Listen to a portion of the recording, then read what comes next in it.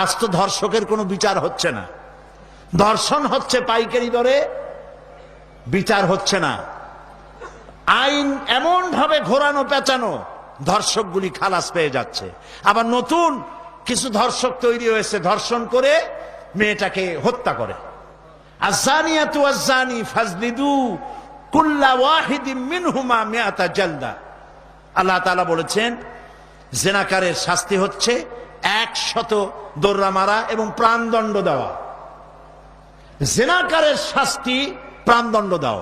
জিনা করেছে প্রমাণিত হয়েছে, অবিবাহিতা যদি হয় দোররা মারো, আর যদি বিবাহিতা হয় পাথর মারিয়া উড়ায় দাও। আজ তো ধর্ষকের কোনো বিচার হচ্ছে না, ধর্ষণ হচ্ছে পাইকারি দরে, বিচার হচ্ছে না।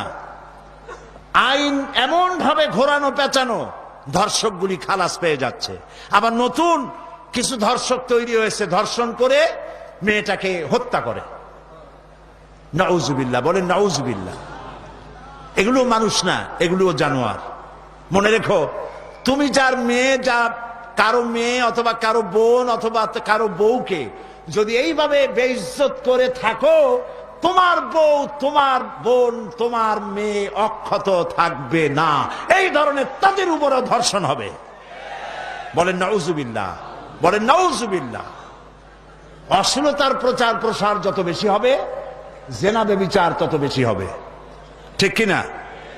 তারপরে ডিশ এন্টিনার মাধ্যমে হাবিজাবি ছবি এগুলি দেখানো বন্ধ করতে হবে। বিবাহ সহজ করুন, অশ্লীলতা বন্ধ করুন, জেনা ব্যভিচার ধর্ষণ এমনি কমে যাবে। আলহামদুলিল্লাহ বলেন।